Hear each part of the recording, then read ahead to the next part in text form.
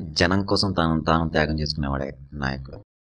అలాంటి ఎందరో మహానుభావులు మన ఆశయం కోసం వదిలిన ఊపిరే మనం పీల్చే చర్చవాయి. అలాంటి నాయకత్వ లక్షణాలు ఉనికి పుచ్చుకున్నదే మన భారతదేశం.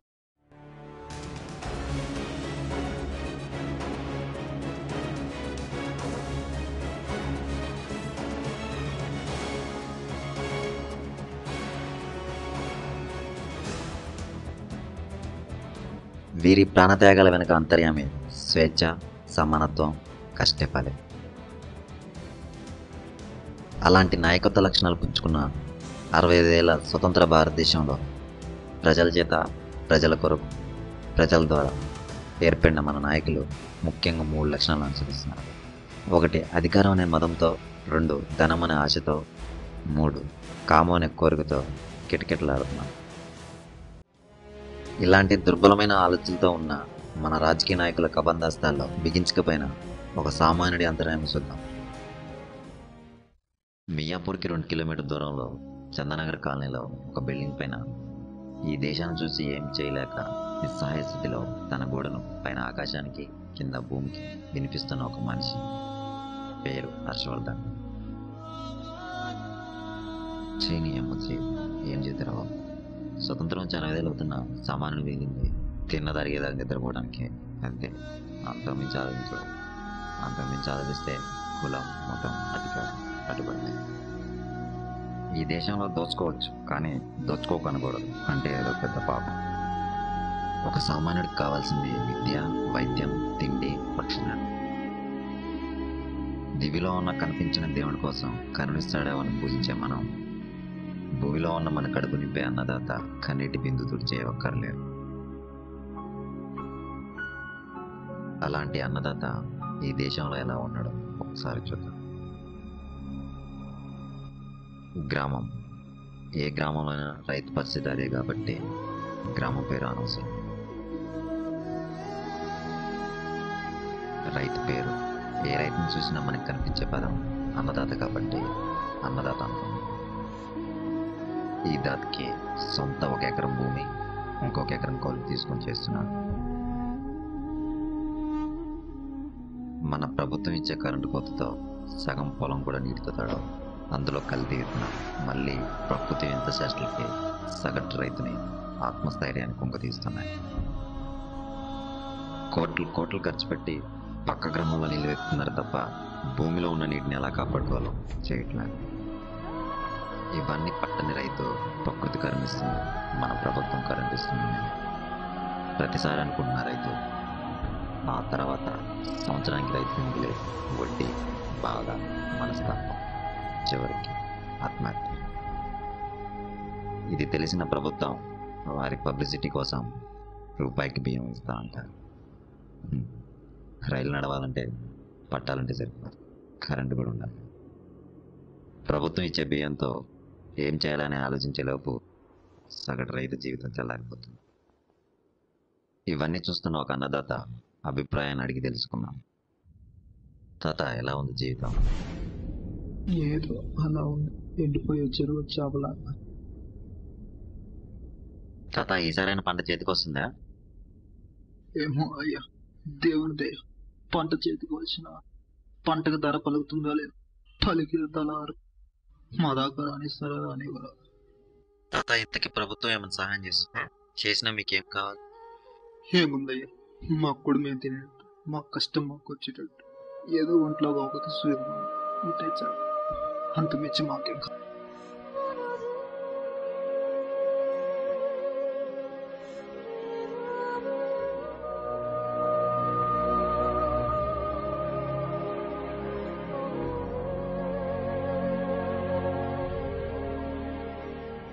మనకు స్వతంత్రం వచ్చి 65 ఏళ్ళు అవుతున్న అతి సామాన్యుడికి కోరుకునేది విద్య, వైద్య, రక్షణ, కాసంత కడుపు కూడు. ఇది కల్పించిన సామాన్యుడికి స్వతంత్రం వస్తే ఏమిటి, రాకపోతే ఏమిటి? అందుకే అన్నీ తెలిసినవాడు మౌనంగా ఉంటున్నాడు, ఏమీ తెలియనివాడు ఏదో పనిలో ఉంటున్నాడు, తెలిసి తెలియనివాడు అయోమయంలో ఉంటున్నాడు. 120 కోట్ల జనాభాలో 50% యువకులే. ఇంటికి దీపం వెళ్ళాలైనట్లు మన దేశానికి వీళ్ళు ఆశాజ్యోతి కిరణాలు. వీళ్ళకి అన్నీ తెలుసు అనుకొని అయోమయంలో ఏమి తెలియనట్టు మౌనంగా, తెలిసి తెలియని వయసు అని లెగిస్తే బైక్ రైడింగ్స్, అమ్మాయిలు, పబ్బులు, పక్క దేశాల జాబ్. వీళ్ళ వీక్స్ పాయింట్ పట్టుకొని విద్యా సంస్థలు పేపర్ లీక్స్, 50-30 వేలకే సర్టిఫికేట్స్. ఇది పట్టని కొంతమంది విద్యార్థులు మన దేశం గురించి, రాజకీయం గురించి ఏమంటున్నారు తెలుసుకున్నారు. మన రాజకీయ నాయకుల గురించి లక్ష్యం కోసం పోరాడేవాడు విజేత అవుతాడు. జనం కోసం ఆరాటపడేవాడు నాయకుడు అవుతాడు. పదవుల కోసం పాకులాడేవాడు మన రాజకీయ నాయకుడు అవుతాడు. మన సంస్కృతి గురించి చెప్తారా? మనకు కూడా సంస్కృతి ఉందా? ఫ్యూచర్లో మన పిల్లలు పరదేశీ బుక్స్ నుంచి నేర్చుకోవాల్సి వస్తుంది మన సంస్కృతి గురించి. ప్రపంచ దేశాలు వాళ్ళ భాష సంస్కృతి మన కూడా పడకుండా చూసుకుంటుంటే మనం మాత్రం మన సంస్కృతిని మర్చిపోయి పరదేశీ భాష సంస్కృతిని ఫ్రీగా అభివృద్ధి చేస్తున్నాం. అన్యాయం జరిగితే న్యాయం కోసం ఏం చేస్తారు? న్యాయమా? అసలు న్యాయమే లేదు. అన్యాయం ఎక్కడిది? సమాజం మారాలంటే సమాజం మారుతుందని ఆరాధిస్తే అదొక హైపోథెటికల్ క్వశ్చన్ అవుతుంది. ఏం చేసినా మారదు అని ఆలోచిస్తే అదొక ఇన్నోసెంట్ థాట్ అవుతుంది. అందుకే ప్రతి మనిషికి మంచి ఏదో చెడేదో తెలుసు. అందుకే మనం మారాలి. మనం మారితే సమాజం మారుతుంది. మీడియా మీద మీ అభిప్రాయం? మీడియా గురించి చెప్పాలా? మన జనాలకి ఎంటర్టైన్మెంట్ కావాలి. మన మీడియా వాళ్ళకేం న్యూస్ కావాలి. యాడ్ ఛానల్స్ ఉన్నాయి, వాళ్ళకేం ఇన్కమ్ బాగా రావాలి. అంటే ఆ మీడియా పనికిరాదు. పేద సమస్యలకు అస్సలు పనికిరాదు. ఎందుకంటే న్యూస్ ఛానల్ అన్నీ మన రాజకీయ నాయకులే కదా. వాళ్ళు ఏముంది, ఒక రాజకీయ నాయకులు ఇంకో రాజకీయ నాయకులు ప్రచారం చేసుకుంటారు, ఒకరినొకరు తిట్టుకుంటారు. మన జనాలు ఏం జరుగుతుంది, ఎలా అయిందని చూస్తూ ఉంటారు. ఇక్కడ అయితే వాళ్ళు కాంప్రమైజ్ అవుతారు. ఎందుకంటే ఇద్దరు రాజకీయ నాయకులు కాబట్టి ఇద్దరికి మనీ కావాలి, అధికారం కావాలి. చూస్తాను మన ప్రజలు ఏమవుతారు, మన విద్యా వ్యవస్థ గురించి? చదువా? ఈ రోజుల్లో చదివేందుకు బాస్, ఇంగ్లీష్ నేర్చుకోవడే చాలు. మార్కెట్లో డబ్బులకు సర్టిఫికేట్, రికమెండేషన్ జాబ్స్ వస్తుంటే ఆ పిల్లలు డైరెక్ట్గా ఒక ఇంగ్లీష్కే. దేశం మారాలంటే ఎవరో ఒకరు వస్తారు సమాజం మారుస్తారు అనుకుంటే అది ఓదారిపోతుంది. మన తలరాత్రి మనం తప్ప ఎవరు మార్చరు అనుకుంటే అది నిట్టూరిపోతుంది.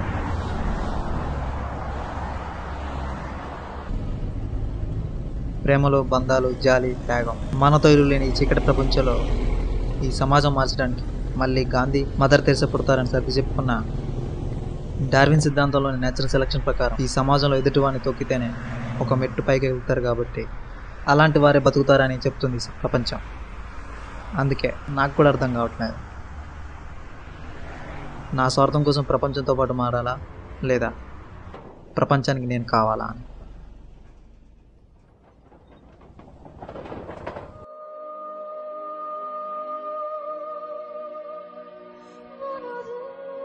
జనానికి అన్నీ తెలుసు, కానీ ఏం చేయలేరు.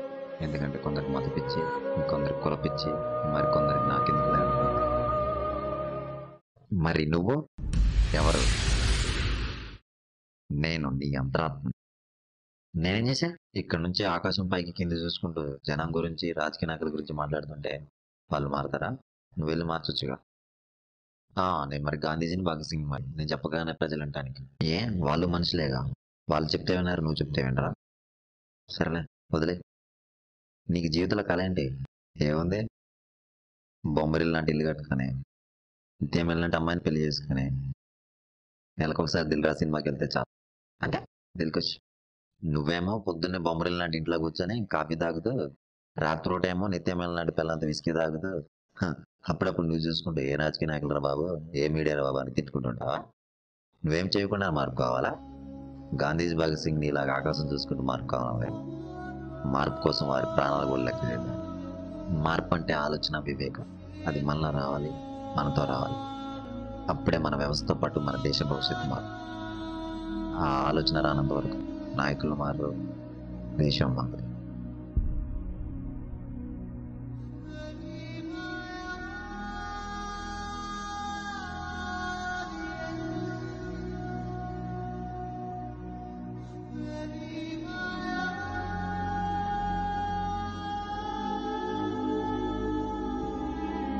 నిజమే, గుడిలో దైవం లేడు. ఎక్కడో రోడ్లో నిర్మాణానికి శ్రామికులు రాళ్ళు బదులు కొడుతున్నారు. అక్కడ దైవం ఉంటుందని విశ్వకవి చెప్పినట్లు నాయకుడు ఎక్కడో లేరు, మనలోనే ఉన్నారు. ప్రతి మనిషి నీది నాది అనే పదం పక్కన పెట్టి ఇది మనది మనందరిది అన్న రోజున నవ ప్రపంచం నవ స్వర్గం నవ సురాజ్య నిర్మాణానికి ప్రతి ఒక్కరు అర్హులవుతారు. అప్పుడే మనం అనుకున్న పరిపూర్ణత సురాజ్యం వస్తుంది. ఇది తెలియని రోజున ఎన్ని జీవాలు మార్చినా ఎన్ని నిరాహార దీక్షలు చేసినా ఫలితం ఉంది. అందుకే మీరు మారాలి అనే బదులు నేను మారాలి అని అనుకుంటే